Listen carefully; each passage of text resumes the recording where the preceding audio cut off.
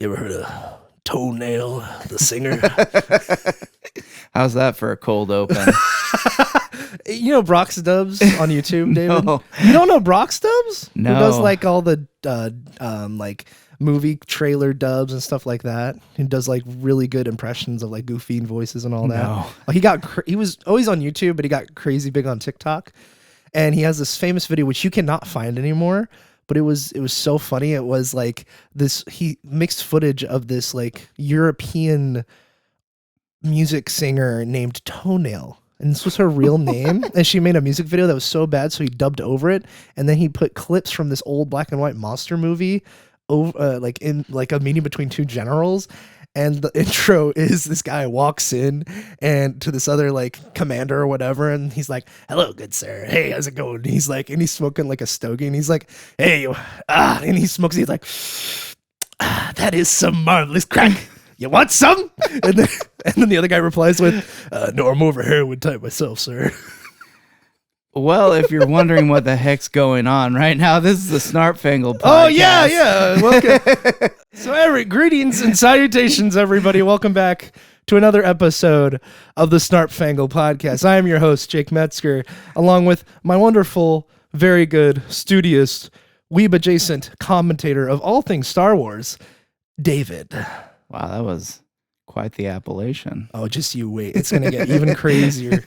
So, how are you feeling, David? I'm feeling tired and stuffed up, Same here. I am a little congested. but glad to be here nonetheless. I am very glad that you are here. This feels like a sigh of relief that we that we're actually recording. I'm just gonna go into it. Are you ready, David? I'm ready. All right, so I'm just gonna go in. Not my. Okay, so like Monday morning. This is Tuesday, right? Monday morning, I walk out. Right outside after getting ready for work. I'm going out there, putting some oil in my car. I then close the hood and look up, and I see the telephone pole by our house is not only by our house, it got a little closer. In fact, it's leaning up against the side of the house. And the the power line that goes all the way to the road is not taut or broken or anything. It's just this pole's like, and it's just sitting there right up against your window, basically. And I'm like, dang, Elm, what the hell is that?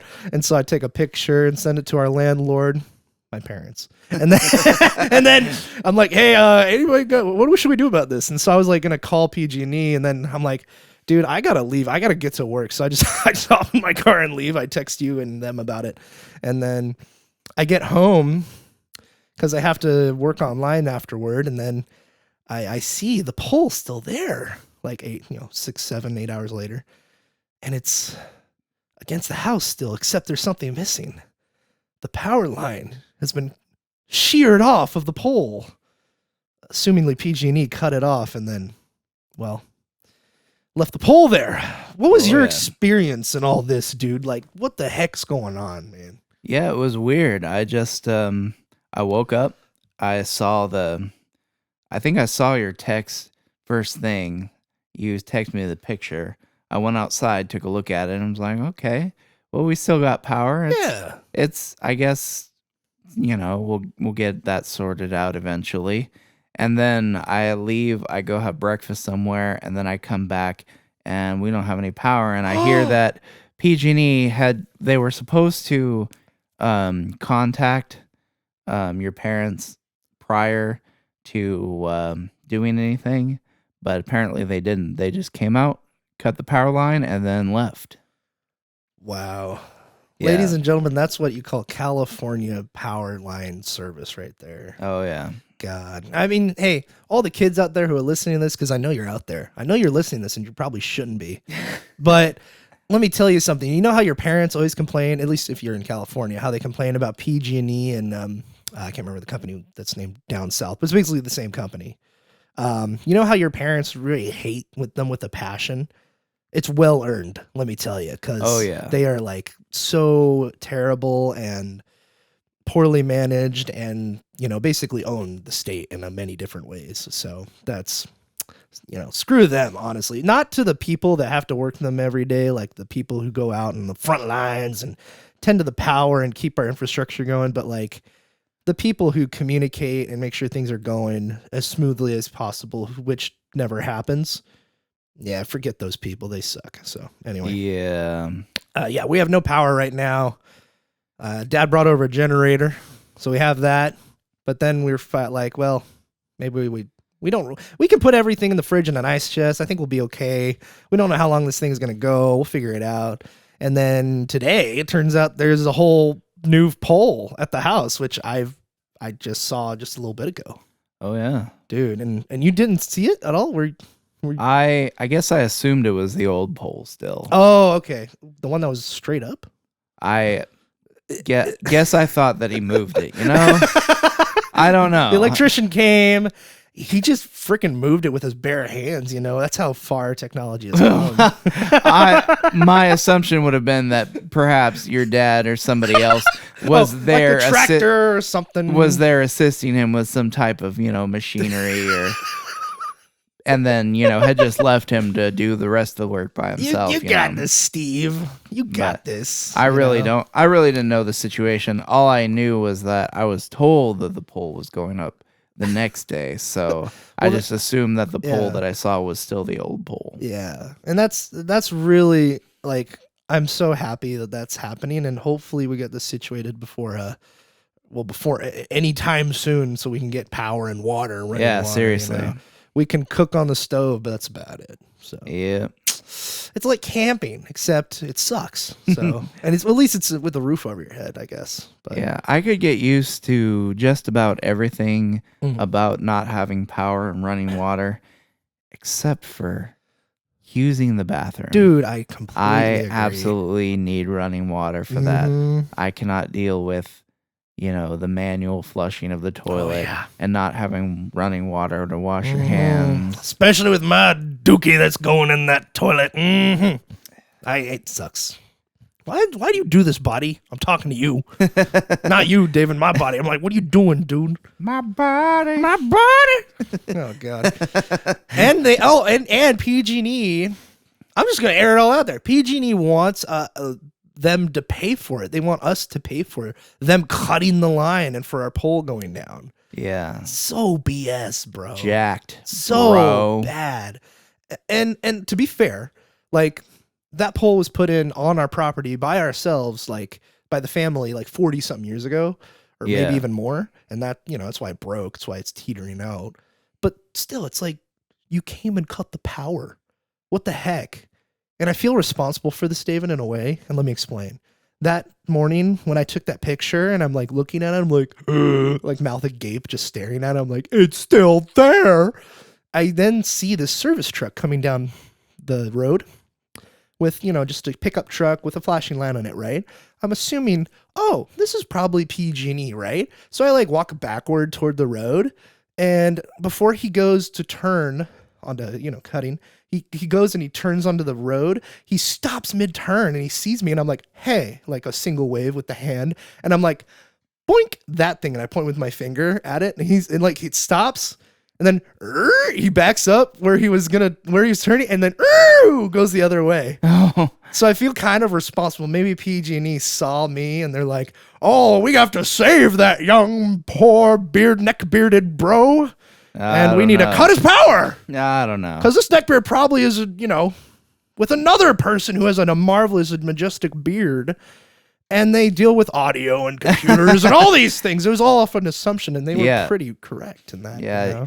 It's shocking how close to the mark they were. I can't believe it, man. Oh, God. So, and you know what? It might get to the point, David, where, and many of people have done this, where like a lawsuit has happened. I don't think it's going to get that bad. Let's be clear. I have a feeling and praying that it's all going to go pretty well and nice and smooth. So far, we'll see.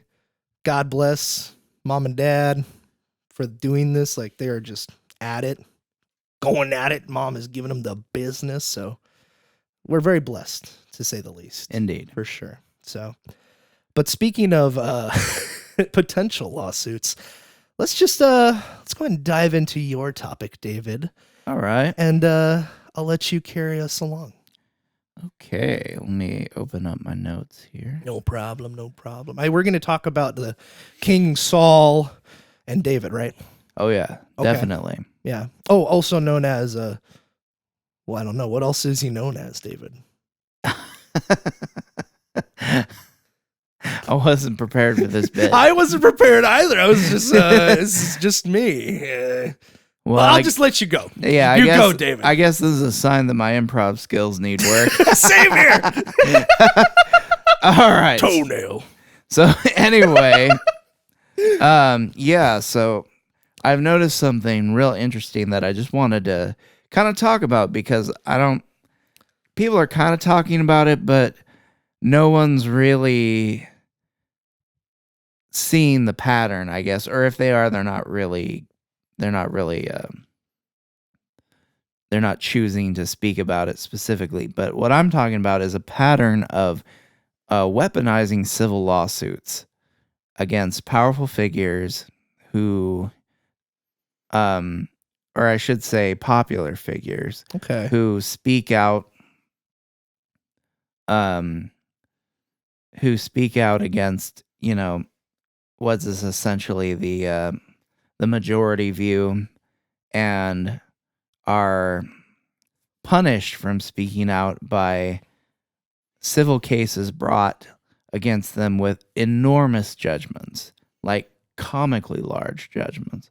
So the first case I want to talk about is the case of E. Jean Carroll versus Trump. I've heard of this, and I've heard of E. Jean Carroll. So yeah, she's a E. Jean Carroll, if anyone doesn't know, is a writer. She's written for various publications. Not exactly a household name before this, but her work is out there. And so she claims that a long, long time ago in a galaxy far, far away. Ooh, what's this galaxy called, David? It's called the year. Ooh, I should have done. Isn't it 80s? No, it was in the 90s. It's called the 90s. Home Alone 2? What? Is that what this is called? Yeah. I'm sorry. I'll keep going. You keep going. Sorry. All right. So yeah, she alleges in the 90s that Donald Trump, and I'm sure everybody knows who Donald Trump is. In case you don't, just type in type in Orange Man Bad into Google. There you go. And you'll get all the info you could ever hope for, and then some. Ooh, sorry, I was just looking around. My New York Times account actually works. I'm surprised. Nice. Which sucks because I don't even use it. That's funny. All right, anyway, sorry. You go. So yeah, so she alleges that Donald Trump dragged her into a dressing room, overpowered her, and raped her. Oh wow, that's graphic. Ouch. Yeah. Sorry, trying to keep it a little PG-13. Okay, yeah. He assaulted her. Yes. Yeah, he assaulted. Okay, that's the accusation. Yes. Now. Okay. Now this is a case of he said, she said. There's no evidence to back up her story either way, whether it happened or didn't happen. The statutes of limitations for such an offense has already been passed. And so what does that leave us with? Well, in a normal, sane world, if if that did happen, it sucks, but there's really nothing that can be done about it other than speaking out, and hopefully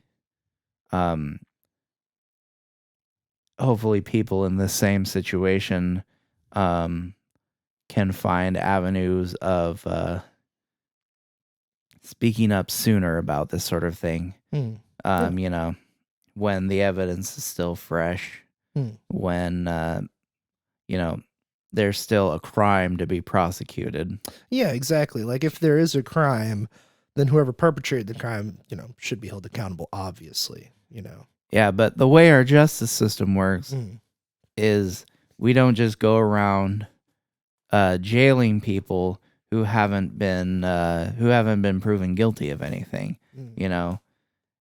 So, which is great because it protects people from this very thing happening. So, New York passes a law, and let me pull that up. And while you point that up, yeah, New York is definitely not very, well, we should say the leadership of New York isn't very friendly to Trump at all, especially in the court not system at all. up there. So New York passes the Adult Survivors Act in May of 2022, which opens a year window, November 24th, 2022 to November 24th, 2023, that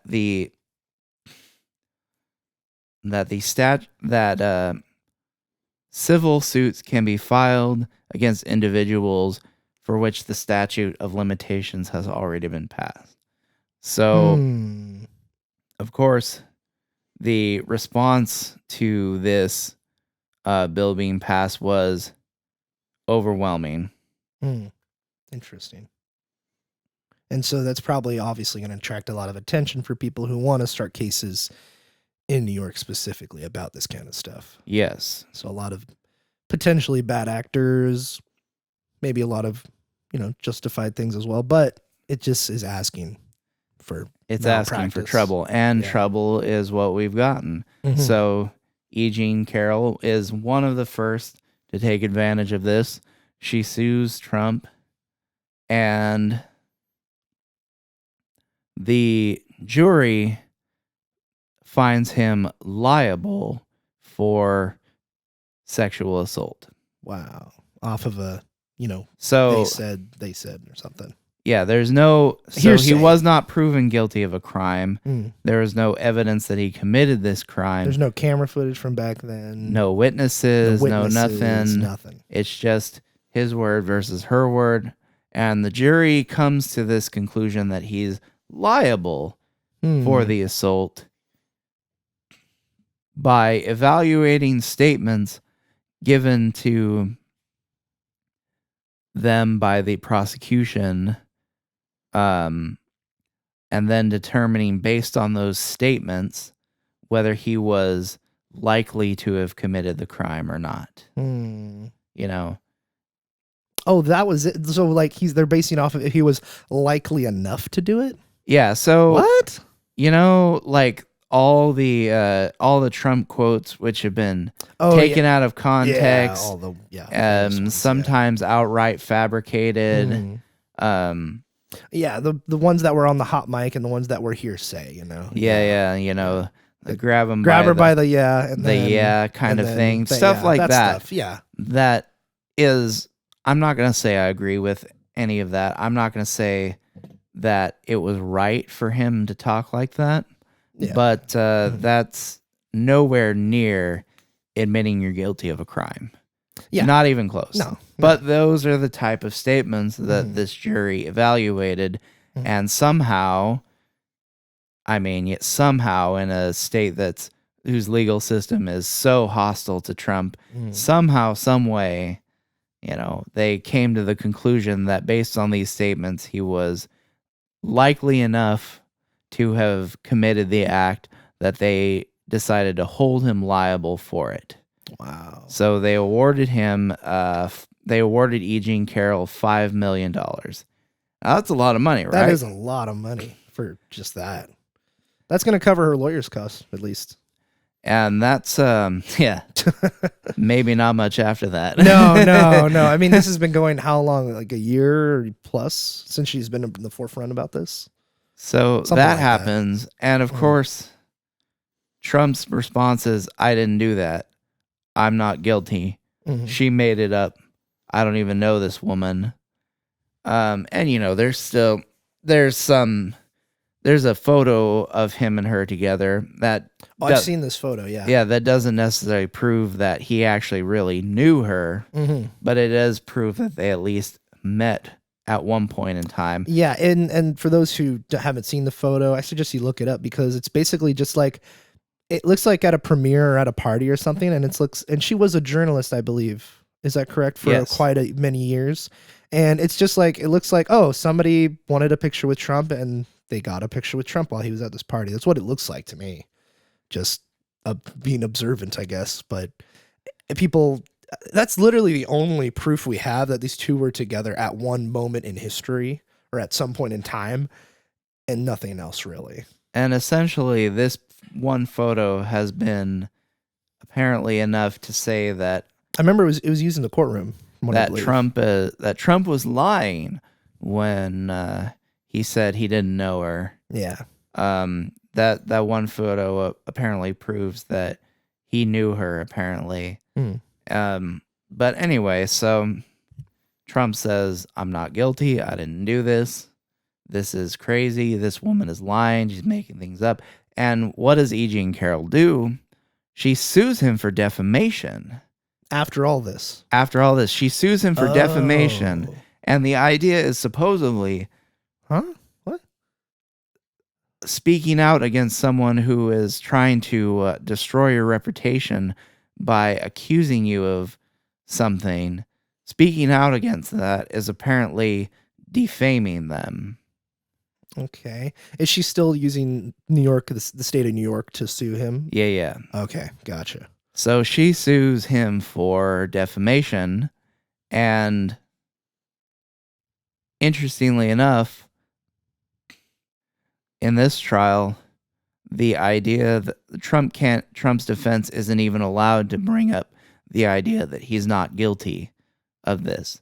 So this second trial proceeds under the assumption that her accusations were true all along. Dang, what the heck? That's crazy. I mean, sorry to interrupt you, but like the precedent that first lawsuit already established is scary enough, but to see it immediately acted upon after that, like even if you like Trump or don't like him, whatever. The point of this is that if somebody could get away with saying, "Hey, this thing happened to me from this person, and I believe they did this," on that much of basis, and of course you have, we can go into whether the judge was appointed by so and so and whatnot. That's different. But the point, the main thing is that the fact that he was found guilty on all of the basically no evidence, that if you can look it up, I mean, you can even look it up in the people that don't like him, who state like there's not really much evidence to her claim at all. Yeah. And they always they say the photo, but that's all they really have after reading some articles about this. And it's just sad to see that if that can happen to that guy, imagine what they can do to somebody who doesn't have a whole lot of money or a whole lot of influence, or who is hated and doesn't have the manpower to fight back against this kind of thing. Because that is, to me, that's kind of scary. And that makes me I would absolutely not want to be in the state of New York if that was the case. Because what if somebody accuses someone else of the same exact thing and it never happened? Or it did happen and that person files a defamation suit against the person that was their accuser, blah, blah, blah. It's crazy that what can come of this. Yeah, this is kind of a Pandora's box, and we're just beginning to see the consequences. So hopefully sanity can prevail and these practices can be curbed. So, yeah. Like Larry David. You can curb. Yeah, the enthusiasm for frivolous lawsuits can be curbed. I feel like about 20% of our listeners got that reference, and nobody else does. If that. Yeah.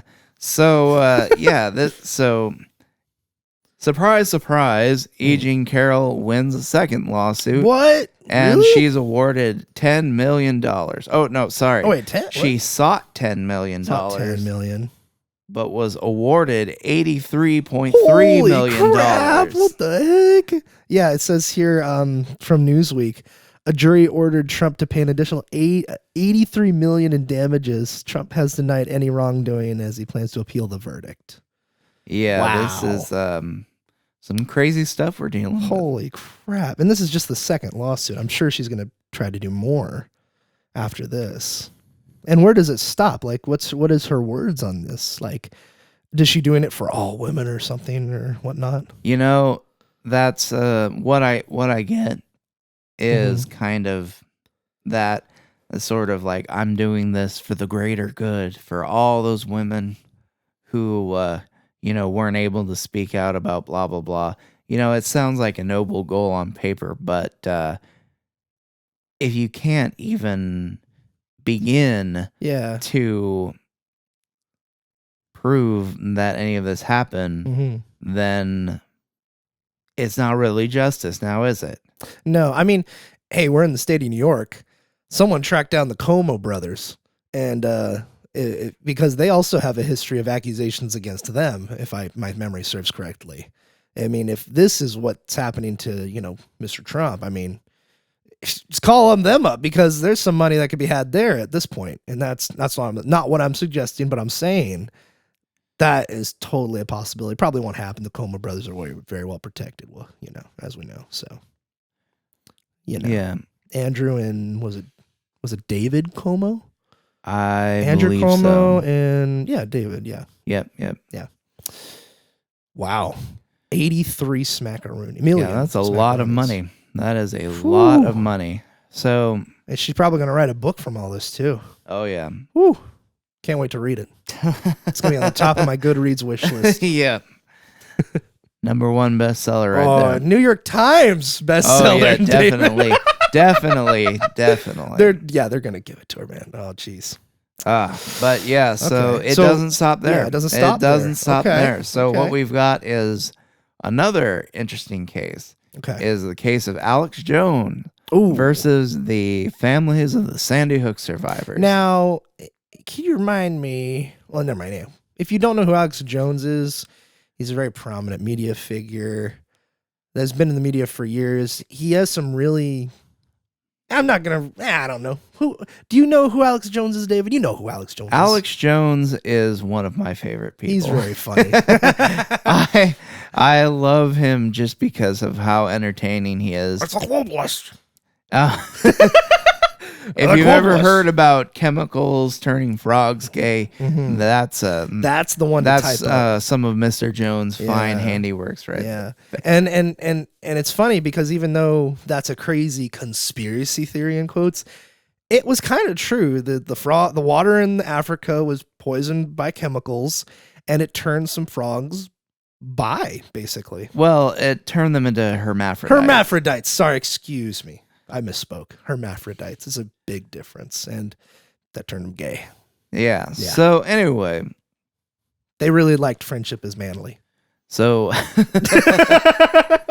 anyway, so Alex Jones is our next example. Yeah. So anyway, Alex Jones has a history of denying that the Sandy Hook attack ever happened. Okay. He calls it what is it? A false flag operation. Poor choice of words. Essentially, he's saying that sorry about that. That's great. Essentially, he's saying that a fake catastrophe was invented by the government in order to advance their agenda of stripping the Second Amendment rights of Americans away. So that's what his take on the Sandy Hook shooting is. But the wrinkle in all of this is the survivors of the family members of the victims in this attack have been have some lawyers on their side and decided to go after him for defamation. Okay. They allege that his words stirred up a hate mob against them, essentially. People sending them death threats, harassing them online. They've claimed that they've had to move to whole new states or cities in order to escape this persecution, as they call it, and they want to hold Alex Jones responsible for this. Okay. So, this is another thing where they're using the emotion of the situation to cloud people's judgment, because obviously Sandy Hook was a tragedy. Yeah, very much so. It was a horrific incident, and the thought that the surviving relatives of the victims are being harangued by mobs online, sending them death threats because they think they're crisis actors, is a horrible thing to contemplate. And that's really the key here, because they can use that emotion to give them leverage in court, even though the facts of the case may not necessarily be on their side. There's no evidence that this harassment ever took place on a grand scale. They might have received some death threats online. That's not great, but there's no evidence to support that Alex Jones specifically stirred up and coordinated a mob of people to go after them. Now, what were they specifically suing him for? Was it defamation or exactly? They're suing responsible of damages. Or? Yeah, they're suing him for defamation. They're suing him for slander, I believe. Slander. Okay, that's strange. Very bizarre. Yeah. Okay. So, because he didn't send them specifically death threats. No, their argument is your fans have done it to us. Yeah, they're holding him responsible for things that his fans have supposedly done. Now, I'll let you continue on, but I would be very curious to see the outcome of this, because I think, is this the one where they're claiming it's $1 billion basically in damages, or is this a different case? So there's a few different cases. Oh, there's a few. Okay, yeah, that's what I remember. So various different people have hit Alex Jones with different lawsuits, all related to the same thing. Of Sandy Hook or just slander? Yeah, Sandy Hook. Really? All related to Sandy Hook. Wow. And so he's lost every single one of them. And the total judgments against them amount to $1.4 billion. Ooh, man, jeez. And not only that, they're not just suing him, they're suing his companies as well. Mm-hmm. Yeah. So his companies across the board are now starting to file for bankruptcy because of the judgments. Because nobody can pay that much money. Yeah, exactly. And it's and I see what they're trying to say. Like the death that happened in Sandy Hook is incountable. I could understand that aspect, but to sue someone for $1 billion and kind of just ruin someone else's life for that, it's definitely not good intentions. No, as far as I can tell. No, the idea that you're going to utterly destroy a person's livelihood because his fans did something to you is beyond incredible. What's that case that happened? Not case, but what's that situation that happened last year? I think it was Jack's Films on YouTube. It was like a huge YouTube drama thing, but it was actually kind of serious, where Jack's Films, this YouTuber guy, was streaming, and there was this crazy Sniper Wolf, who's this like reaction lady on YouTube who's like super popular. YouTube really likes working with her because they make them a lot of money. So Sniper Wolf had this grudge against Jack's Films because basically his channel turned into a critique of her, and because of lazy content, blah blah blah. Anyway, Sniper Wolf posts on Instagram Live that like she goes to his house physically in LA or in Southern California, and she live streams it. She's like, I'm right here on her stories, basically. I'm here at Jack's Films. Hey, you want to come out and talk? Like kind of threatening him. And like he's live streaming literally at the same time. And people in the chat are like, yo, bro, she just posted your address on her stories, like your literal house. And she has been reprimanded to no extent at all because of, like, YouTube has not done anything to her. The authorities, as I can tell, have done nothing to her.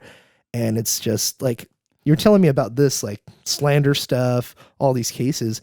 And I'm just, my mind's going to pop culture because I'm kind of obsessed with, so I apologize. But anyway, if that's the case with that, what's the precedent set by that as well? Yeah. Because Sniper Wolf can basically be sued to oblivion because it's dangerous for that thing to happen. Also, Jackson Films has kids.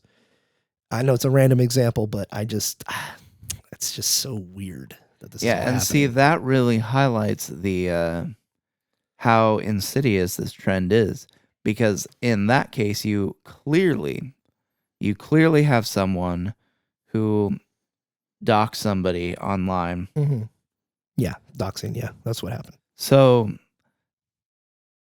that right there is something that could be litigated in a civil court. There could be monetary damages attached to something like that because you can demonstrate that this person did some kind of harm to you. Mm. Now, in the case of Alex Jones, the harm that Alex Jones did is nebulous because Alex Jones didn't tell his fans to do whatever it is they did. Alex Jones didn't reveal the identities or addresses or anything to his fans and say, go get them. Yeah. None of that didn't happen at all. He's merely talking about the situation. He's merely giving his opinion on the situation. Yeah. As crazy as it sounds. And as crazy as he might be, regardless. That's what he believes. That's his opinion. And he has every right to express that. Mm-hmm. So if this YouTuber, Sniper Wolf, I have heard of there being a kerfuffle about Sniper Wolf, but I didn't know the details of the situation. Yeah, it was crazy. This is the whole full doxing thing. So if this YouTuber, Sniper Wolf, hasn't been civilly prosecuted no, but zero. Because of this, then why is Alex Jones being prosecuted for something where there's no clear demonstration of any harm that he perpetrated? What state is this lawsuit happening against him in? I do not remember know. hearing, I thought it was Texas, but it could have been something like another state, maybe Kentucky or something. I do believe these lawsuits are based in Texas, yes. Okay, gotcha. Because that's where he's based and all that and as well. So, okay, that makes sense. But you also, we haven't even talked about what kind of judges are overseeing these cases. So if you want to do your own research and go look that up, it's a very entertaining time, to say the least, and who they're connected to. But what else besides this Alex Jones guy? Was there anything about, like, is he had paid the money already, or is he in the process of, or because he's still doing his show, he's filing for bankruptcy, but yeah, I do believe he's either paid it or he's in the process of paying it. Okay, this is why he's filing for bankruptcy. The billion. This is why he's filing for bankruptcy. This is why his companies are filing for bankruptcy, because they can't afford to pay this amount of money. No. I don't think any media company in their right mind, unless you're maybe ABC, CBS, or NBC, probably. Yeah, it's a ridiculous amount of money to bring against somebody, especially against an independent media production like Alex Jones. It's utterly ridiculous. And really, regardless of what your opinions on Sandy Hook are, it's clear that this is being done to punish him for speaking out. Also, I think it's interesting how he basically claimed that the government themselves and the intelligence agencies were going after, were orchestrating orchestrating, excuse me, all of this. I slurred my words there, so my apologies. But it's interesting how he's riled something up just from him saying this, which kind of makes them look kind of at fault as well. To a certain extent, there's no proof behind it, but we've heard stories of, the meme where I sent you where it's like, it's Homer, it's Bart Simpson in the classroom. It's the meme where they're like, say it. And they're like, go ahead, Bart, say it. And it shows Bart and it says FBI and it says, he was on our radar. Yay! It's basically like that's what's happening here. I feel like there's a lot of malpractice in a lot of these agencies, and we've seen it time and time again. Even if you just watch mainstream media in quotes, Mhm. and none of these independent guys or gals. And it's just so maddening to me that something else is happening behind the scenes with this for sure. Yeah. With the whole Alex Jones thing and even Trump, I would say. And what's interesting too is there's right-wing sources, because we're talking about Trump, we're talking about Alex Jones. Yeah. So this is all coming from the perspective of right-wing people being persecuted by left-wing or corporate media or what have you. Yeah. So on the other side of the coin, you have acknowledgement by the American Bar Association that this is happening in other contexts too. There was a paper in 2019 from the American Bar Association from their website that I read. It talks about abusers themselves, not people being accused of abuse, but abusers themselves using litigation as a weapon against the targets of their abuse in attempt to demoralize them or make them lose faith in the system and prevent them from speaking out. So you have cases where, in a lot of cases, it's where you have two people married and you have one spouse is abusing the other spouse, and there's some dispute over property or custody of children or what have you, and you have tactics being used by certain abusers in certain cases where they're using the legal system, filing excessive motions, calling for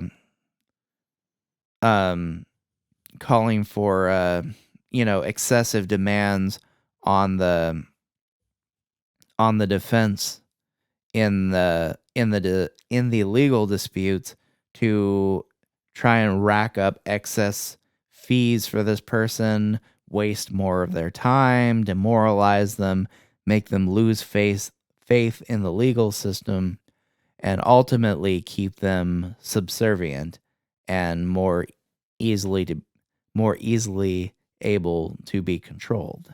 I think it's crazy just while you're saying that. It makes me think of the Ghislaine Maxwell case and the whole court that she went through and how we saw basically zero of it and zero results from it, as far as I could tell.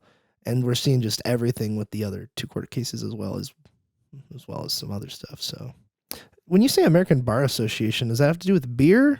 No. Okay. No, okay. That's why for something like this. We're talking about lawyers here. Okay. Oh, like the legal bar. Yes, the legal bar. That's what I thought the second time, and I'm like, I need to make sure. Yes. I want to make sure I'm not... American Association of Bartenders warns against frivolous lawsuits. Oh, man. One of my supervisors used to be a bartender in downtown Chico.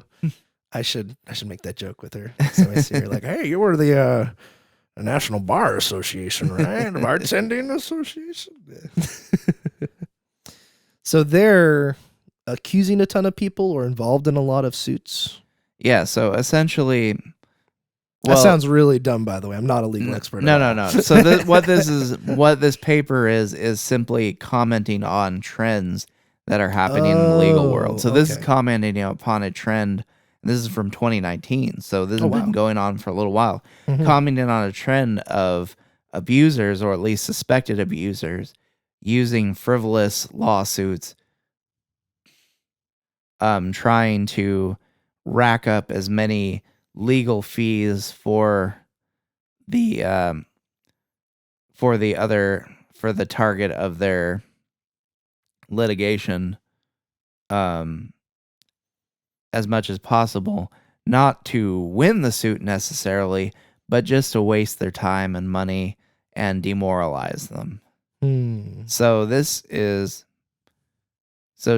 goes to show you that this is happening not only in the sense of you being used by powerful figures to punish people for speaking out, but it's also used in small time cases. In cases that don't barely get any light at all, or attention, I should say. And then what's also interesting too is I've seen social media posts of leftists who like to paint everyone who's conservative as fascist, which is unfortunate, but that's what they do. Yep. Because the other side obviously are a bunch of insane people and demons, of course, because that's how they paint everybody, or how people like them paint the other side. Yep. The old everyone I disagree with is Hitler tactic. Yep. And so I see posts on social media calling for exactly this, is a concerted effort to bring more litigation against conservative or right-wing targets in order to further punish them for their whatever crimes they're guilty of in the minds of these people. I think it's interesting that this is all happening also as we're going into, I mean, that was from 2019, so it's been happening for a while, but also we're going into 2024. It's an election year. I think it's all culminating to a point at this moment in time. So, yeah, it's unfortunate because I feel like cooler heads could have prevailed in a lot of areas, but let's be real, a lot of these people have honestly no, and when I say these people, I mean people like probably Jeannie Carroll and the people who are behind her going after Trump and all the whatnot, because I don't think any of these people really care about the good in the world or bringing people to justice. It's pretty obvious that it's a hit job. They're trying to get rid of him, and they're trying to do anything that can really put him out of basically running in 2024. Alex Jones, this is just surface level stuff, just what I'm seeing. Like Alex Jones is a big big fan of Trump, a big America First kind of guy. And it's just really crazy how, and think about this. These are people, right? And these are people that have influence. And it's interesting to see that the people who run the corporations, the media, all these big money companies are trying to get rid of the voices that are opposing them. Mm-hmm. It sounds exactly like, what happens in other countries that are not so-called capitalist, countries and whatnot. So, and freedom of the press. So interesting. What else about this bartending association that you have to say about? Well, that's basically it, really. Okay. I was just trying to highlight that this sort of thing happens all the time. Yeah. And it's only getting worse. Really, the fact that it's happening in such a large scale now and with big high profile cases is just really, it's just a culmination of a process that has been building over time. Mm-hmm. And unless we figure out a way to reverse course on this, we're in for some rough waters. Yeah, and I think even if whoever wins an election in 2024, the election in 2024, regardless, I think it is going to get worse, and it's going to get really crazy as we go through the 2020s here. And that's unfortunate because I feel like, bringing up more memes, but I feel like that'd be a little bit immature, but I'm going to do it anyway. We live in a society, but in all seriousness, what are we as a country, as like the legal system, and how really just broken it is. And it's so sad and disappointing in seeing that, a lot of it's about money, obviously, but also a lot of it is about control and people's right to say things, the freedom of the speech, as they say. Mm-hmm. And it's sad that that's kind of going away as we're kind of seeing the country fall apart in lots of aspects, but the legal system, and highlighting it especially, is especially sad, because those are the checks and balances that we've come to always be aware of and to protect us as citizens. And it's sad that those things are going away, from what it sounds like it. Well, yeah. Sorry to be a Debbie Downer. Yeah, no, it's things are looking kind of bleak, you know. I mean, we spent we not everything's so happy go lucky, you know. We talked about Star Wars and My Little Pony last episode, but you know, there's some real ish going on out there. Yeah, there's the world is a scary place, but honestly, though, I mean, that just highlights to me the importance of our faith. Mm-hmm. So for those of you who aren't aware, who are just joining us for the first time, both Jake and I are people of faith. Whoa, people of faith. I prefer identity. Excuse me. I identify as a person of faith. Yes, our faith in Jesus is very important to the both of us. Yes, So you can call us Christians, you know. It's Christianity. Yeah, so I don't know why he said it like that. It's Christianity. I'm Bob. What's that guy? I'm Bob Dole. Speaking of politics, I've come back from the dead, and I'm here to save you, TRUMP. Oh, and maybe JONAS. I'm Bob Dole, running in 2023. Oh man, if only Bob Dole were here to save us. Save us, Bob Dole. We're not. That's not that kind of Christianity. No.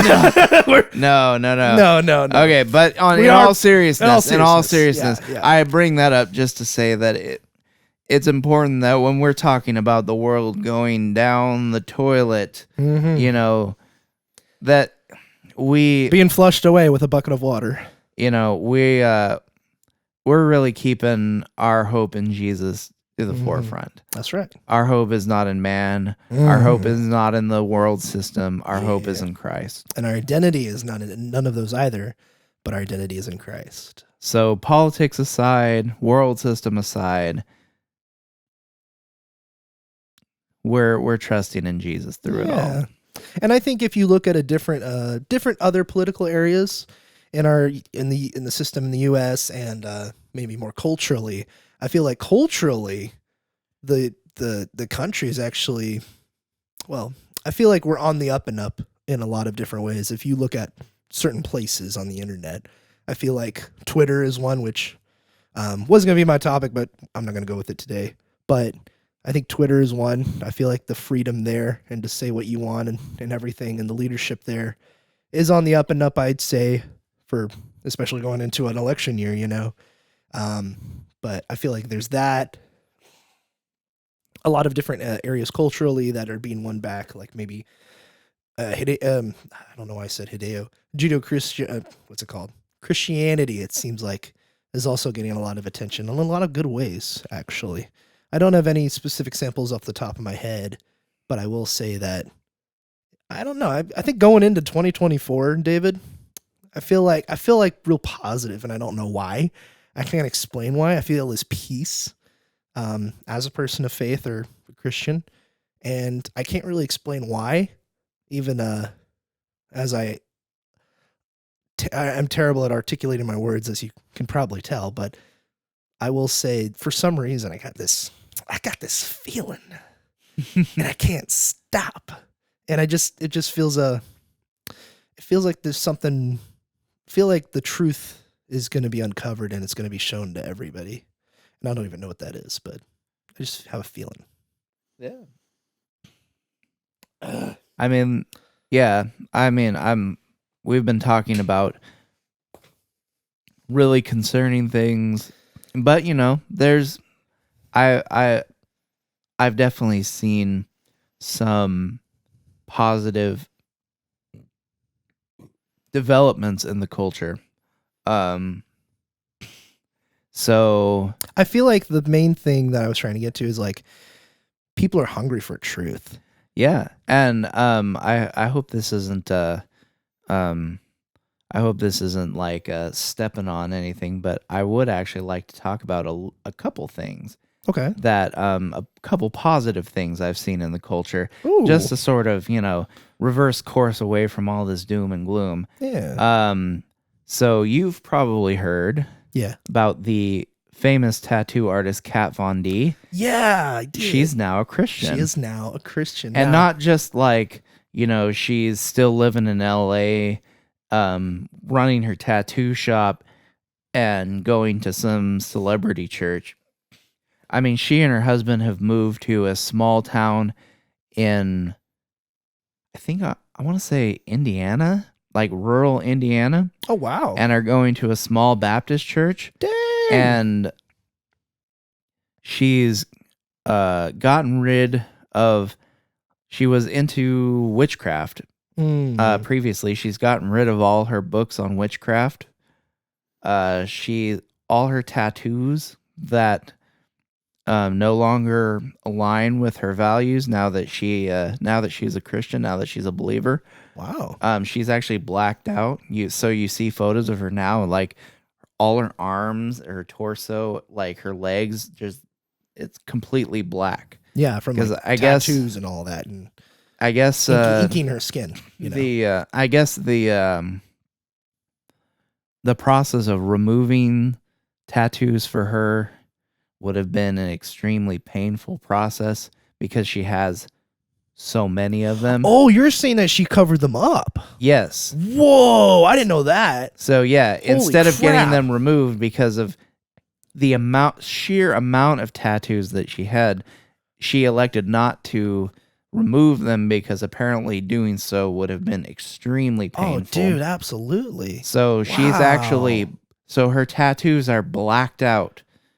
Whoa. So like she her has whole like parts of her arm are just pure black. From just the ink. black. Holy crap. Yeah. Dude. I think that's kind of beautiful actually in a way. Because like, she's covering up her past, but in a way, you can see it as it's kind of a new canvas. She can kind of put whatever she wants on there, like a cross or something, comes to mind. But I don't know if that's what she wants to do. That's just a thought. Who knows? Yeah. But either way, it's very awesome. encouraging stuff. Yeah. And that is super cool. Not quite as dramatic, but also another example that I saw is Joe Rogan has apparently said that he can no longer identify as a liberal. Wow, really? He can no longer call himself a liberal now. When did this happen? This happened not too long ago, Like a couple months, maybe?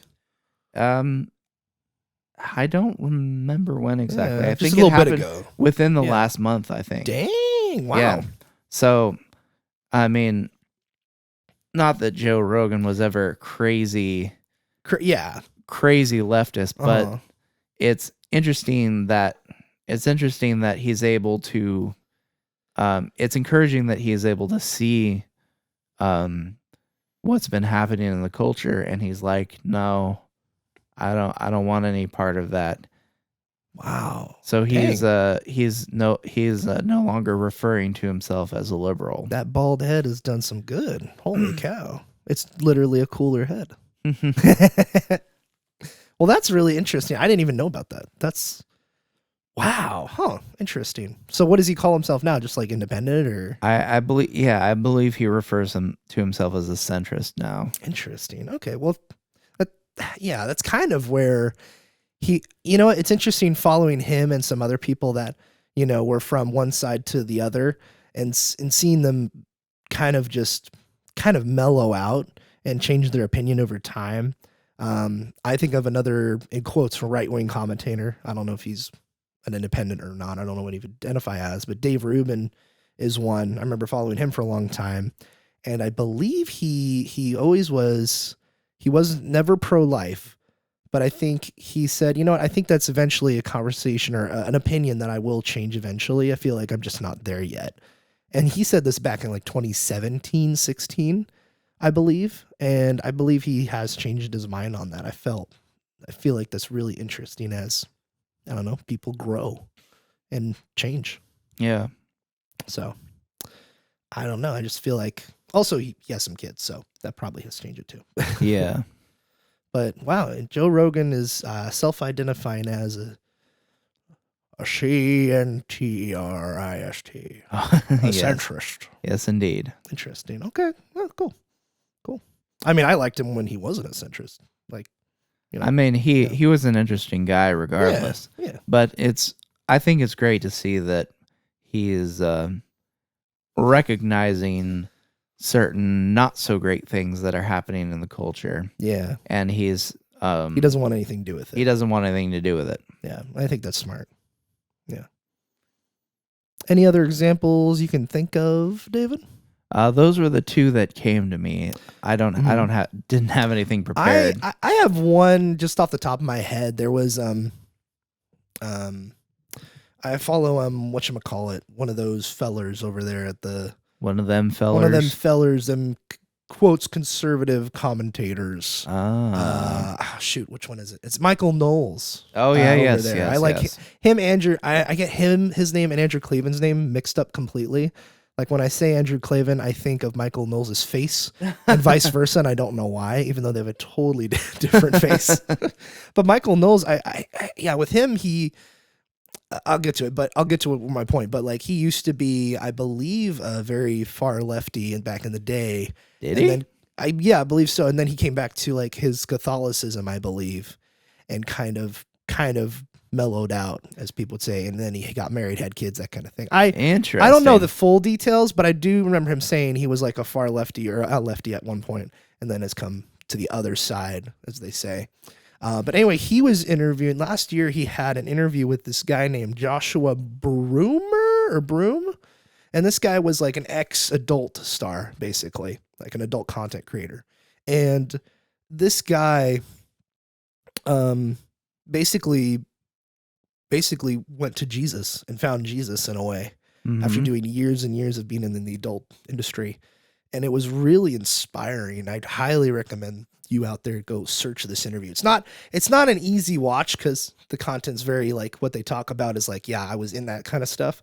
However, it's a really cool, inspiring story about him realizing what he was in and turning away from it, having to come in a Jesus moment, literally, and like finding God and just turning his whole life around. Like he's married, he's got like 3 kids now.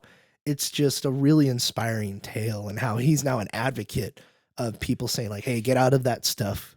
Don't be in that kind of, that industry, that kind of content. Get out of there and just seek Jesus. And it was such a really cool example. And that was last year, I think he was interviewed. I think he actually, I think, is like either is a pastor or working to become a pastor. Oh, wow. And he's like touring around giving talks, like trying to like be an advocate for like, hey, like you don't need to be in that. And if you were in that at one point and you're ashamed of it, like leave that behind you and seek out God.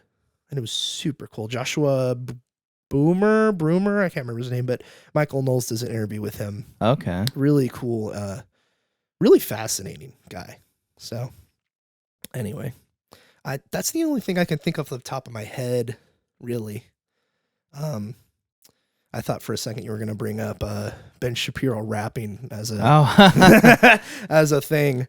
That's oh my God. Did you watch the video, by the way? I did. That music video? Yes. What do you think about it? I didn't get your full thoughts on it, but the Tom McDonald song, who has a shtick, has come to fit in a shtick of some kind, and now he has Ben Shapiro on the song. Honestly, the song isn't that great. No, it's not. Even taking out Ben Shapiro's part and just listening to the Tom McDonald part isn't that great. It's not that. Yeah, it's but what did you think of Shapiro rapping? That was hilarious. The fact it sounded like an AI parody of him. It sounded like an AI parody. But it was him really rapping. And the funny thing is that people in the comments are all joking that, wow, he raps slower than he talks in real life.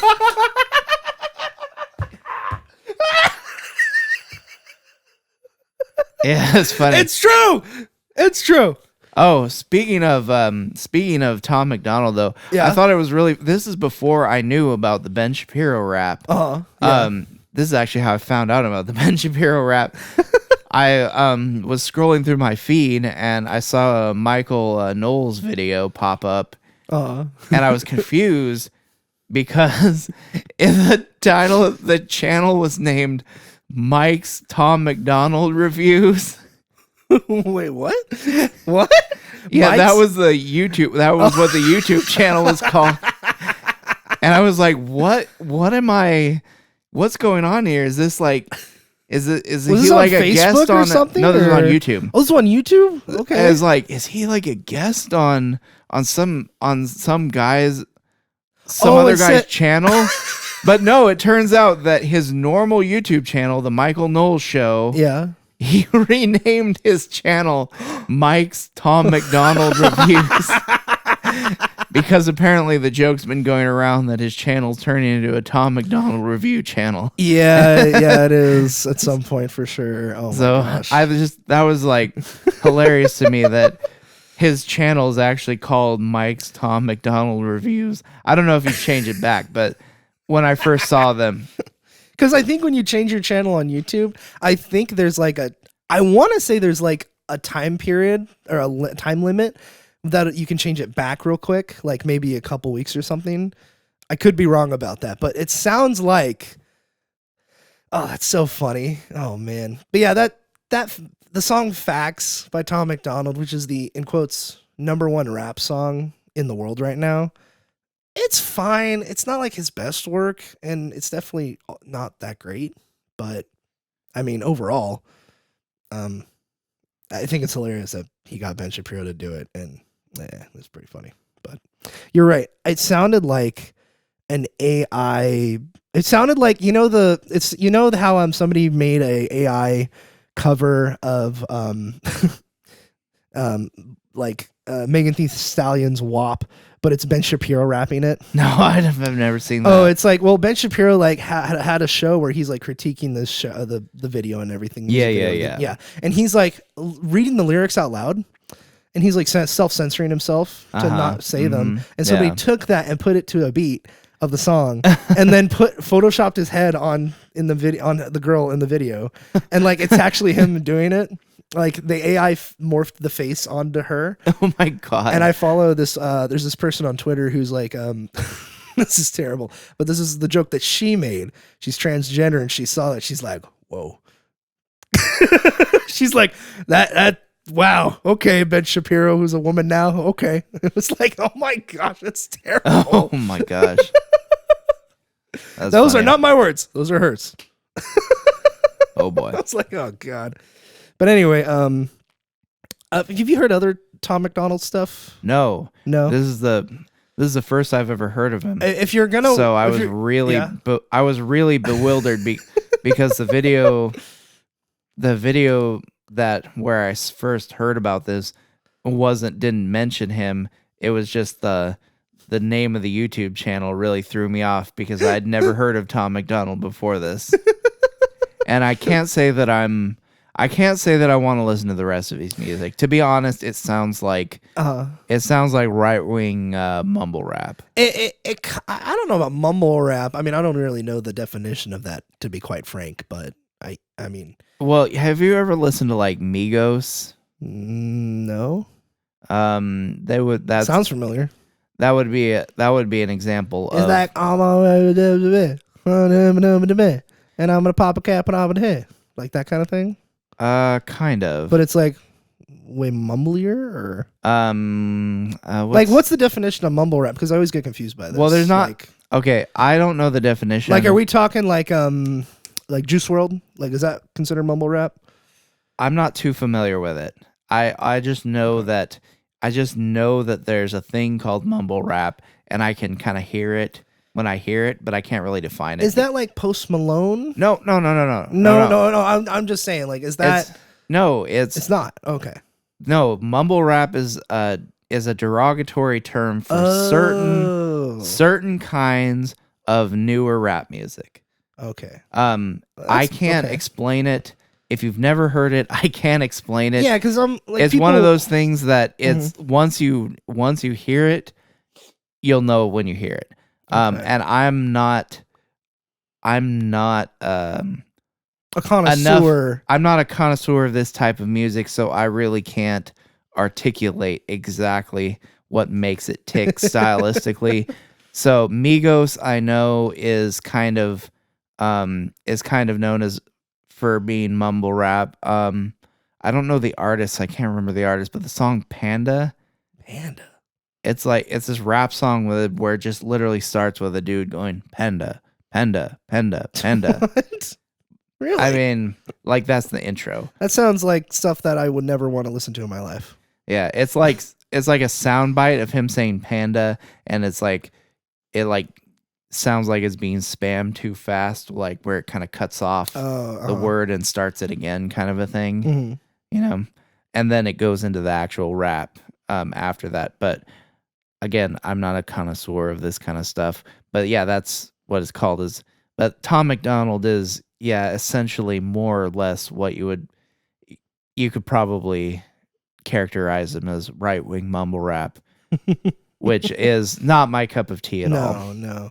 If you're gonna listen to like anything he's done, I would only say 2 songs I'm a real fan of, like maybe Fake Woke, which is really catchy.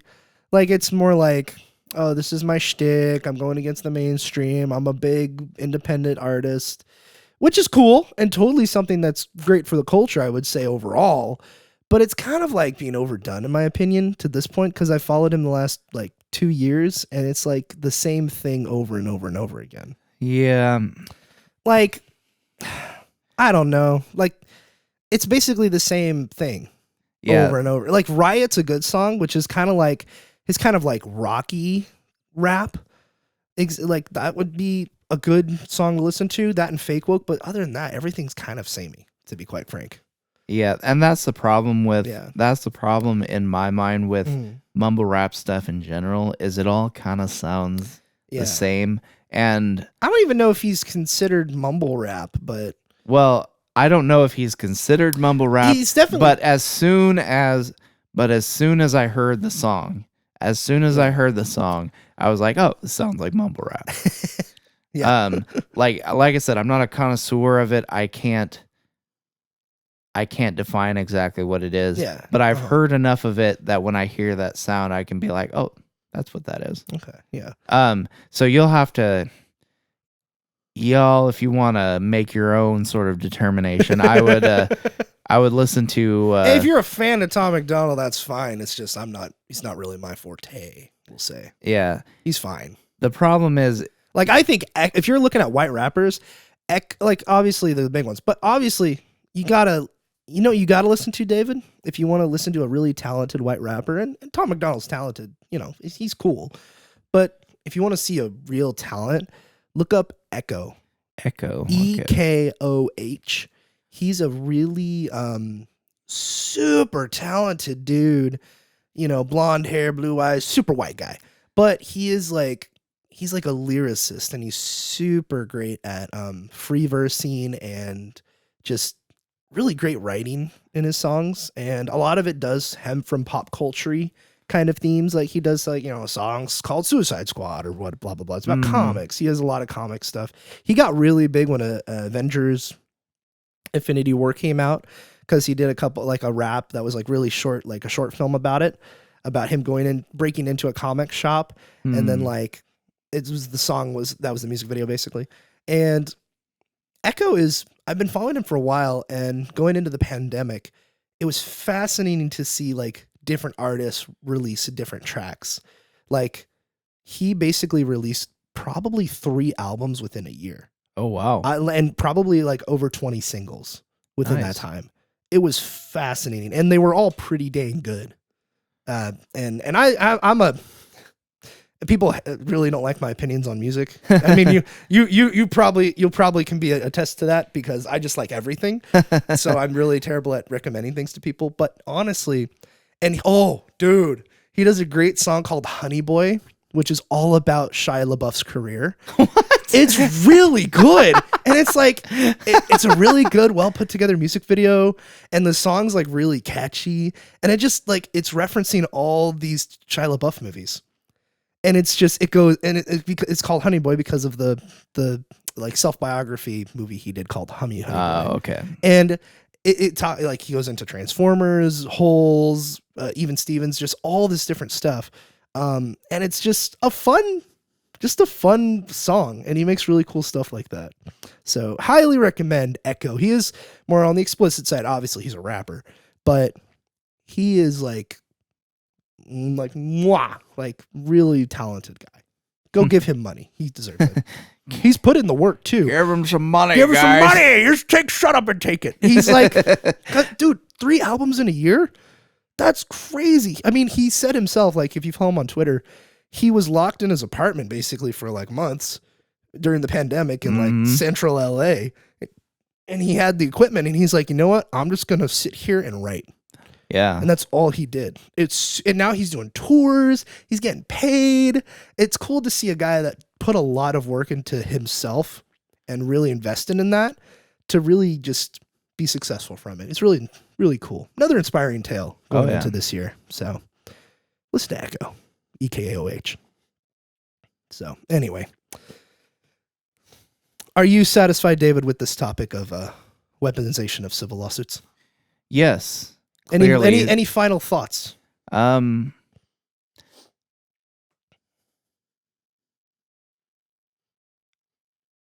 would just say that I think that it's important that whether you agree politically with Donald Trump or with Alex Jones or not, I would say it's extremely important that you can't just say, oh, because I don't like him, because he says stuff I don't like, then it's okay that this is happening to him. Like, I wouldn't like it. I would be just as incensed to hear that someone who I totally disagreed with politically was getting the same treatment. Mm-hmm. It's just not right either way. So I just wanted to leave that there, that this isn't about, this isn't something that you have to necessarily agree with right-wing or conservative politics to get behind. Mm-hmm. Like, whatever your politics are, you should be against people being punished for speaking their mind. Whatever politics you are against, or whatever politics you are for or against, doesn't matter, but you should never be for the stripping of other people's freedoms. Exactly. And I think that's where we're getting at, when it's just something to keep an eye on as we go through the 2020s. Indeed. Well, alrighty. What do you got for us, Jake? Well, I had many different topics to go over in my mind. One for each of your many memes that you have in front of you. Oh, yeah. Well, here, go through. So before this whole power situation happened, we were going to have a LAN party this Saturday at the house. And, well, we'll see what happens. But it turns out we might actually have it at the house. We'll have to see. And so the theme for this LAN party was to have a ton of different memes around. So I printed out at work, not using my ink, a ton of different memes in full color pages and printed them out. The bottom of that pile, by the way, David, is all the ones that people sent me. So there's some very weird ones. I think somebody sent me one where it's just like the kid from Jujutsu Kaisen, that one anime, where it's like him, but he's like a chibi, like a mouth agape, like staring into the void. And I'm like, why are you, what? Okay. And then somebody else sent me just a picture of a television screen of somebody from the Chiefs. And I'm like, the football team. And I'm like, okay, all right, I'll print it out. You guys sent it to me, so I'm printing it out. It's just a picture of a dog. Yeah, it's just a picture. Wait, which one? Oh, sorry, that's mine. That's not part of the memes. Okay, so I was going through my pictures, and that's actually our old dog, Roxy. And I wanted to print that out because it warmed my heart when I saw it. Okay. So. No, that's not a meme. Roxy, our Rhodesian Ridgeback / German Shepherd / Shar-Pei dog that we had at one point, is not a meme. She's much more than that. She was an amazing dog. But anyway, yeah, I went through and I'm printing out these memes, and I print out a lot of stuff over there. We just replaced the color ink in there, so it's like nice fresh ink. And I'm excited to just post these all around the LAN party and have a slideshow in the background of just rotating memes, which is going to be really fun. So, depending on our power situation, we might actually have the LAN party at the house. We'll see. If not, we'll probably have it here at the church. This is what we're hoping. This is what we're hoping We're for. hoping. By the way, for the power I to totally be forgot to restored. mention that we're not recording at the house, if you couldn't tell, because there ain't no power there. So we're actually at the church right now in the office recording right now. So anyway. That is quite a collection of memes. Yeah, lots of memes to go around. Totoro is being charged with a felony or something. I don't know. It's really great stuff. And I can't wait. We're gonna have so much fun. We got PCs now, baby. It's gonna be PC nice. Master Race. PC Master Race. They don't call me. I don't know if they do, but they don't call me a neckbeard for nothing, David. And my topic today, I want you and me to go through, and I kind of just on a whim. What memories do you have of being in youth group? Now, before you answer, I'm going to ask you and myself to pick one really, really like the best memory you have and one that's not so great. Maybe one of the the one that didn't leave a good taste in your mouth, We'll go with that. So I would like you to start, actually. And what's a good memory and a bad memory of your days in youth group? And I think before we start, we should do a little context. Like, basically, you and me were in the same youth group at some point, and we can go and pull whatever thread we want from there. But I think I'll start with you. David, what is a good memory you have of being in youth group? See, good memory. Gosh, there's so many to choose from. There's so many good ones. The one that's coming to me is playing hide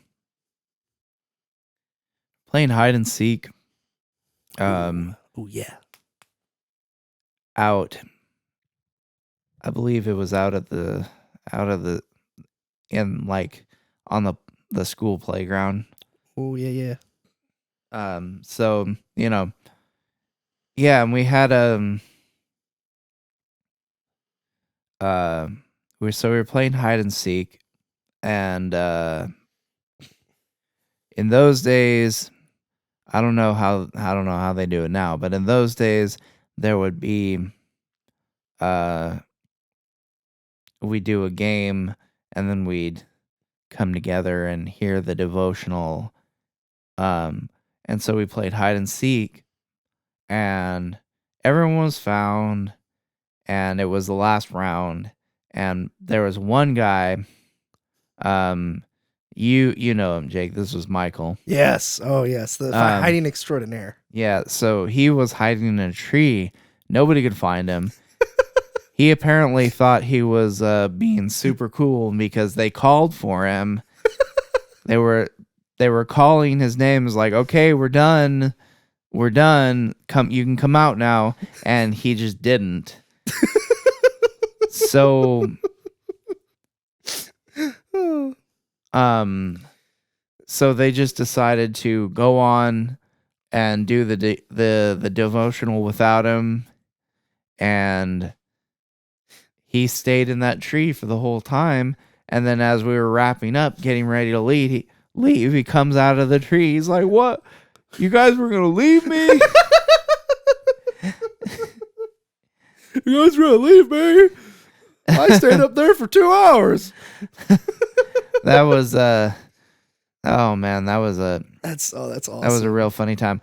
Another one that comes to my mind was just really, really funny was we were in Upper Park Ooh, in Bidwell, and it was kind of a like guys and girls were separating and having their own little day. It was like a special occasion. Guys and girls day. Yep. Yeah. And so that was a great day because we started off in Bear Hole in Upper Park swimming, and I decided that I didn't want to swim. So I was like, Bear Hole is kind of in like a little canyon of sorts. And so I decided I was going to climb the cliffs. So I was just like, you rebel, you. That was how I was occupying myself. I was just climbing up and down. I'd climb up to the top of the cliff and then go around down the path back to the bottom and climb back up. And apparently went through the whole time we were there without being noticed. And then all of a sudden, right as we're getting ready to leave, Thad sees me. Oh no! About 3/4 of the way up, and he freaks out. Oh God! And he's like, "You get down here right now!" You're and I'm like, driving. And I'm like, "Can I just finish climbing up?" And he's like, "No, you can't." And he's like, "Get down here!" And so, I mean, I was a teenager at the time. Yeah. So I was just like. I was like, okay, I guess I'll do it. And so I climbed. It was Skinny David and Chubby Thad. I climbed backwards down the cliff all the way to the bottom. And it was just funny. How long did it take? Like it took a while to get up there. How long did it take it back down? I mean, it wasn't that high. It probably took like 5 minutes. Oh, okay. I was expecting like you're 30 foot, 40 foot off the ground. You're all the way up there. And he's like, come down here. It was about that high. But wow. Okay. But it only took like 5 minutes to get down. Okay. Doesn't sound too dangerous. I mean, it would have been dangerous if I fell, but I was a teenager. I didn't care whether I fell or not. Que sera, sera. Yeah, whatever. But then, so that's always been just a funny thing in my mind that I remember as being reprimanded for climbing cliffs when I had been doing it the whole time. And then, later that night, we met at someone's place, and we had a LAN party and played Halo 2. Whoa, so nice. That was a really great day, really fun day. That's super cool. I think for me, one of the good memories, I mean, there's a lot of good, there's some bad, but there's a lot of good, I'd say. I think the snow trips are probably one of the best memories for sure. I remember when I was really little, I don't think I was even in youth group. I think we went with you guys to the snow. It was in Lassen. And we went, to the usual spot where we go sledding. And we had the tubes, we had the inner tubes. It was super fun, super great. And I don't know how old I was. I was like 10 or something. I don't remember. But like we had the big tractor tire tube that we've had for a decade and a half plus, we've had it for years. And this inflatable rubber Cheerio is like is sitting there, right? And everybody's like, yeah, all the guys are like, let's all get on it and go down. And I'm like, oh, that sounds scary. I don't know because I would never want to. I was a kid and I was like scared. I didn't want to go down there. That's scary. I don't know what's gonna happen. And so they're like, hey, just get on it. I'm like, okay. And I'm like, the guys, it's gonna be cool. Yeah, it's gonna be fine. And so we're all getting on there. There's no joke, probably 8 or 9 guys on this tube. It's like, and we're all just like piled on top of it.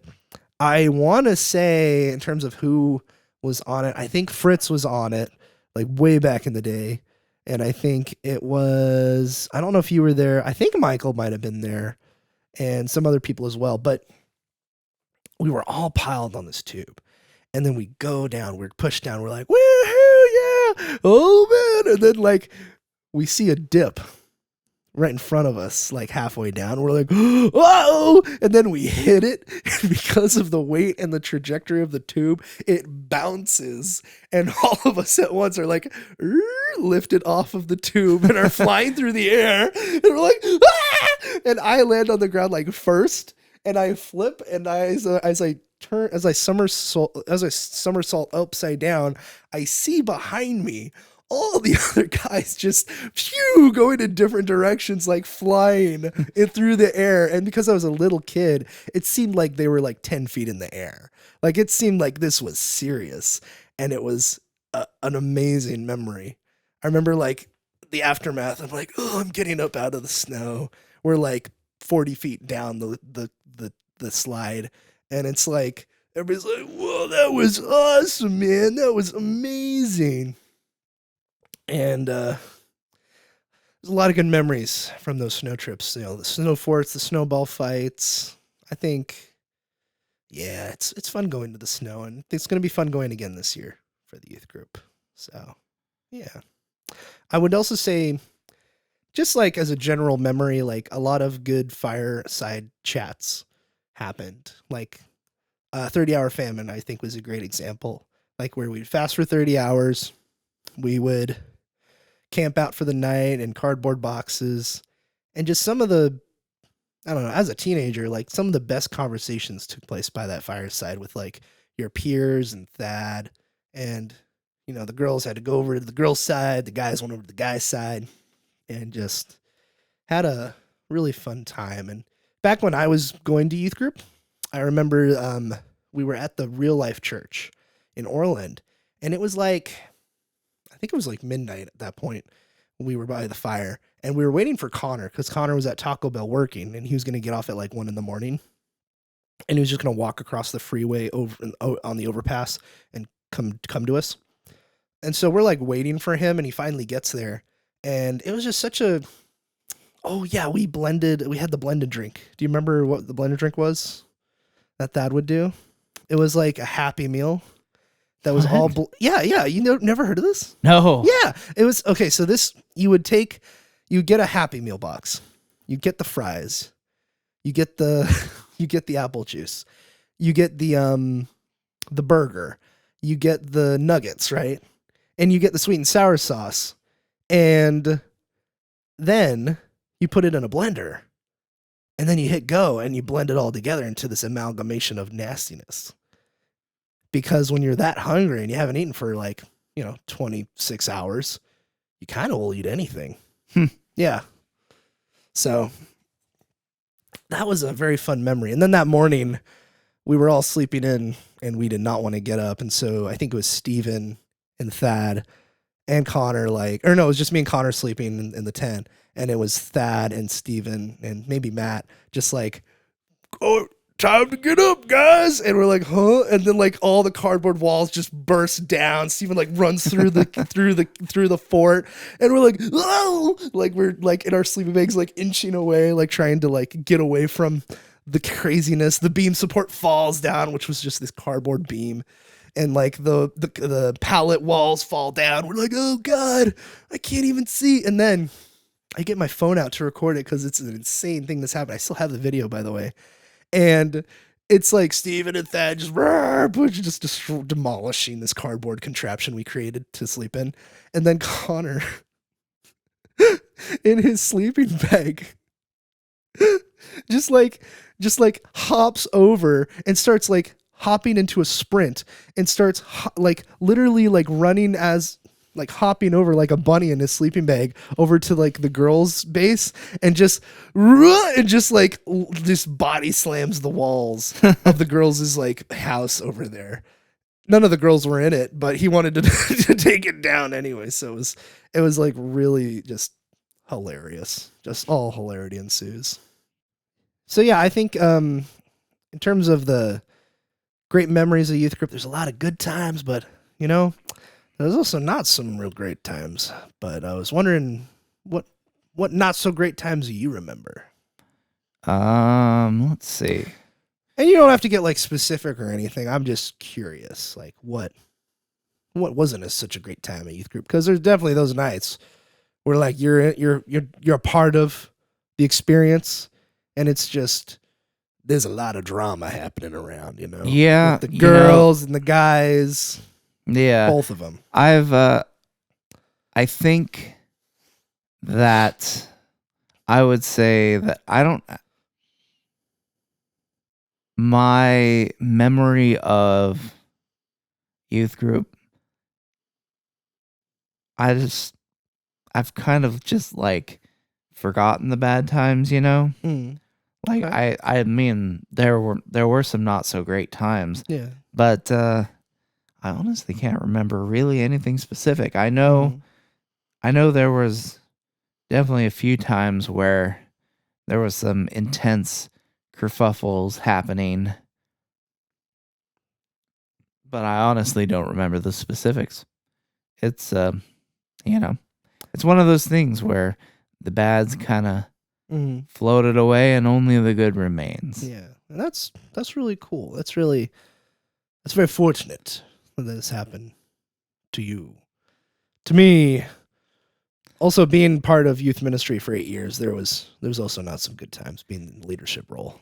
Yeah, and I mean, there's definitely some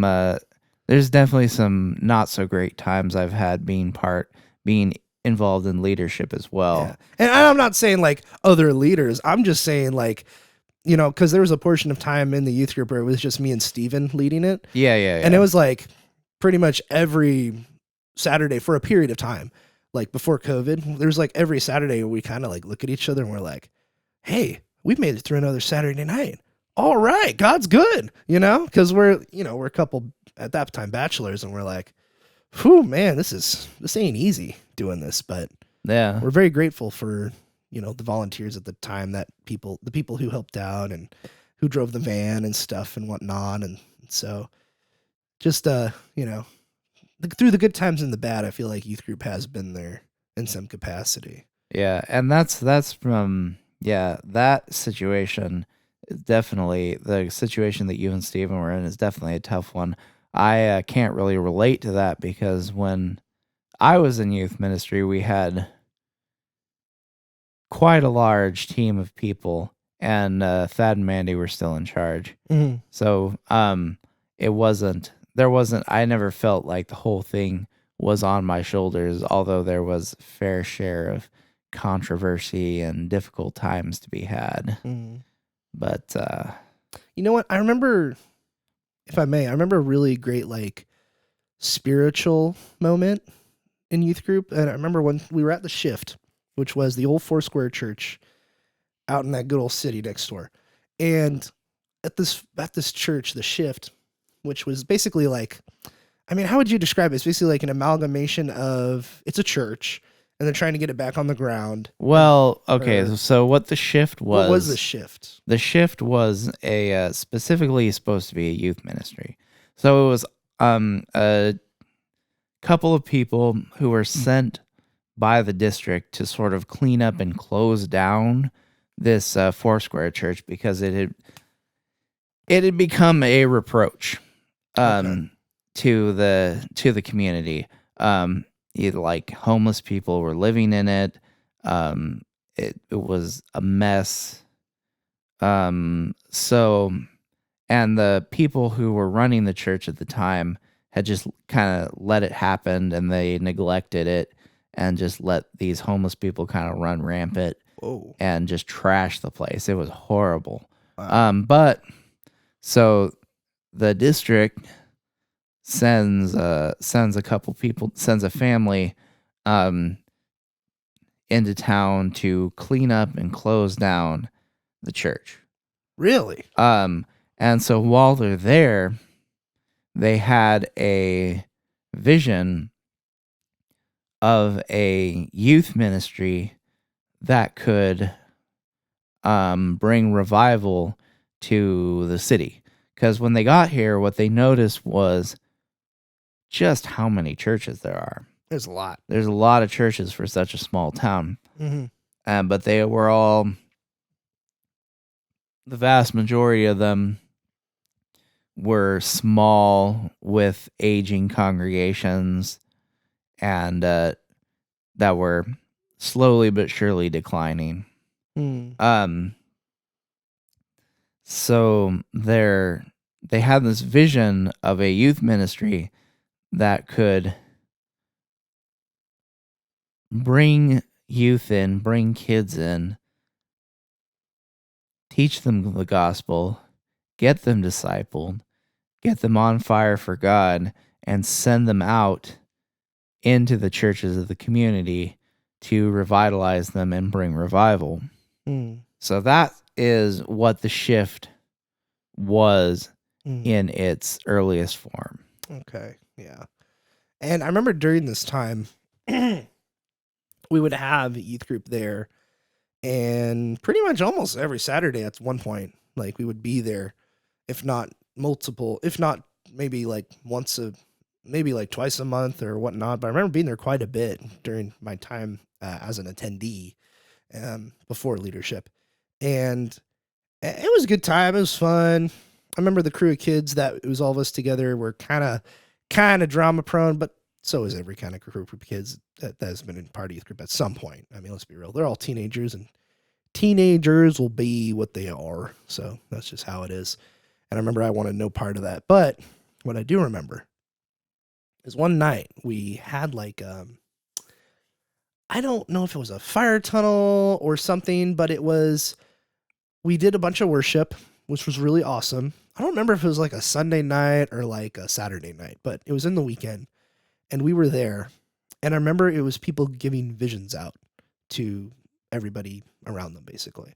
And whoever was called could, go to that person and say it to them. And I remember like it was a prophecy night, basically.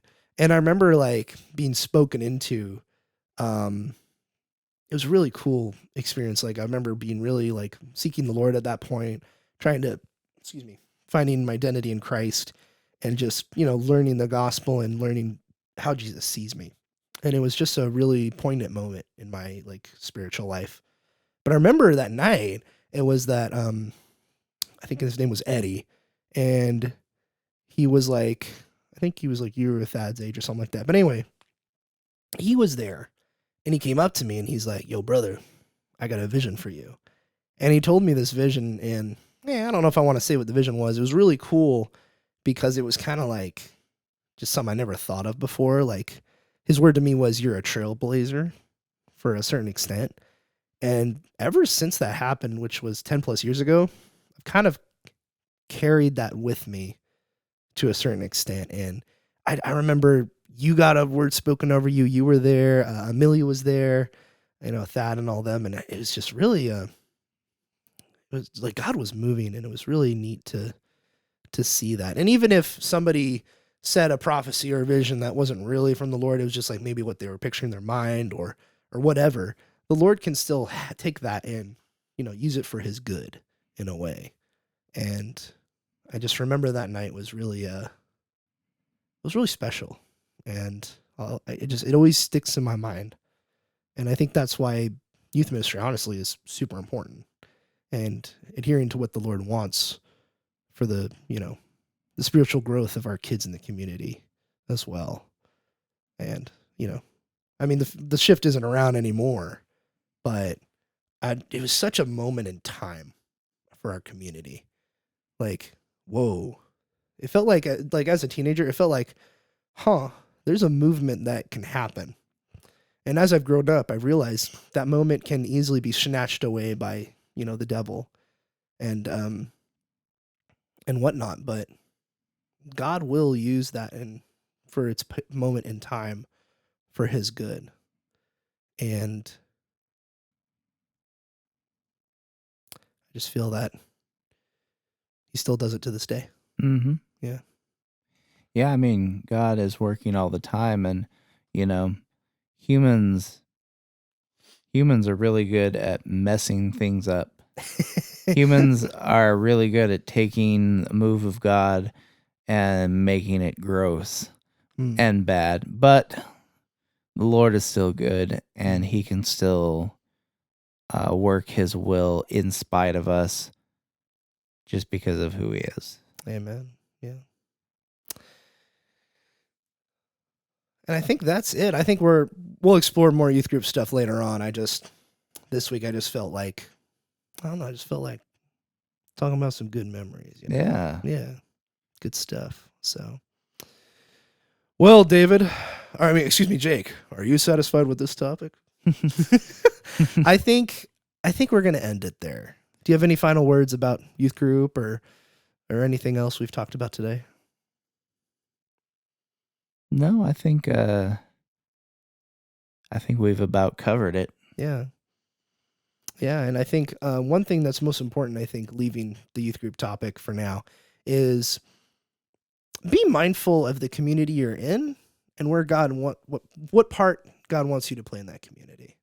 Because, and this will be the final thing I say, is I remember being in my community, in part of this church that we're actually recording in right now, and I remember someone coming up to me, I believe it was that, and he's like, well, what's your part in all this? Like, what does God want you to do for this church or something like that? Or where do you fit? What do you think he wants you to do? You know? And I remember him saying, I'm like, I don't know. That sounds like much responsibility for me. I don't want any part of that. And then like slowly but surely he put me in charge of a couple things, and then, well, it led on to youth ministry from there. So, and I think that's a topic for another day. All right. Yeah. So thank you so much, everybody, for listening to the Snarp Fangle Podcast. We really appreciate you taking your time and taking your much valuable time to listen to these two wackos talk about politics, God, culture, and all the rest. So whatever else may pull out of our rear ends. Yeah. If you like this, go ahead and just follow us online. And remember, when you click on Snarp Fangle, you know what you're getting into. Or you don't, in which case we apologize. Do we, David? Do we apologize? And with that, I bid you adieu. Good night, everybody. Good night.